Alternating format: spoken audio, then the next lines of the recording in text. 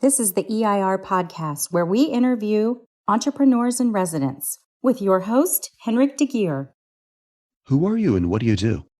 What's going on, Henrik? My name is Eddie Thomason. I am a youth speaker, basically going around the country. I call myself a hope dealer. So in addition to that, I also help businesses. I help coach them into basically having mentorship built into their organization so they can help with employee retention. Eddie, how are you involved as an entrepreneur in residence?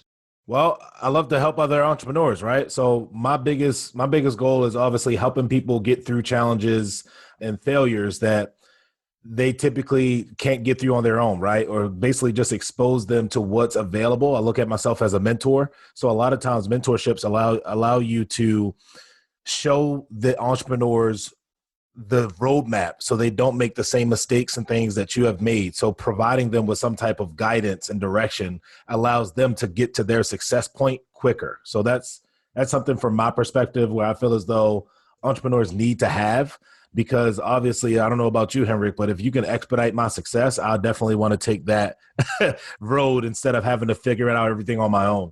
For sure. As long as I listen, right? That's Exactly. the key thing. Yeah, that's the key. Eddie, what are the biggest challenges and successes you've seen as an entrepreneur in residence?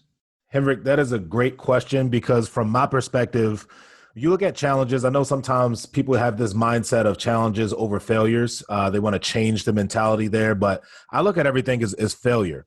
And the reason why I say that is because I think people have this fear of failure where it makes you think that you either have one option. You're standing in the middle of a line and on your left-hand side is fear and on the right-hand side is failure, where I don't think that, well, it's not that I don't think it's true. I know it's not true because really how that spectrum looks is you're standing at the end of a line and then you have to go through fear or failure that's in the middle. So you have to go through the failure that's in the middle in order to gain the success. So some of the biggest failures I've had is basically starting some companies and going into debt and not having a whole lot to pay as far as my finances and everything on the other side.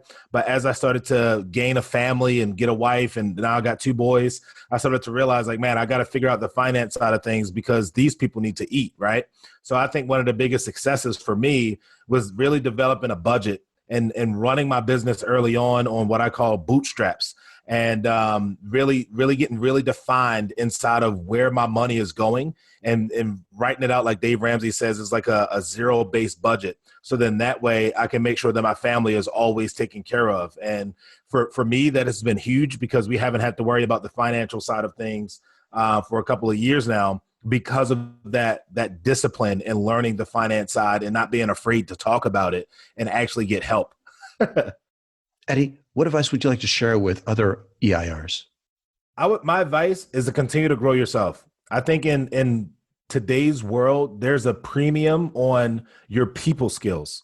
So I feel as though obviously if you have a great product, you have a great service or something that you offer, but you have very poor ability to deal with people and help people and have that genuine passion to help others succeed, I think that hurts your business in the long run. So the more that you can develop yourself and develop your ability to communicate with people and to genuinely help people, I think that's going to help you out in the long run and make your business a sustainable venture.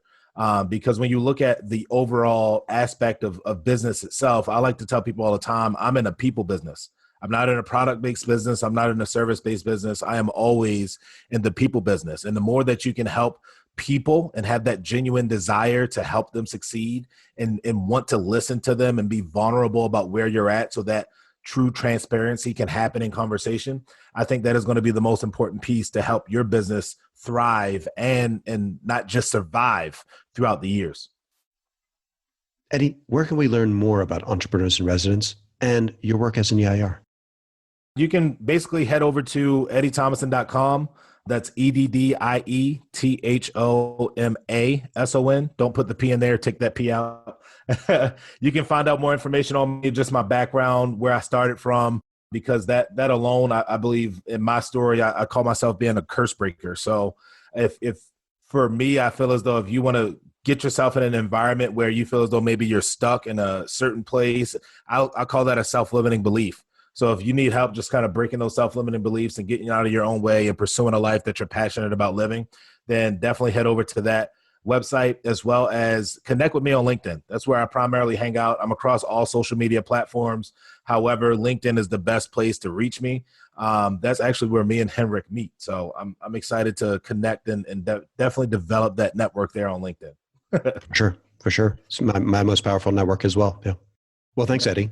Definitely. Thank you, Henrik. This was awesome, man. This was I love what you're doing, and I love the powerful value that you provide in such a short amount of time.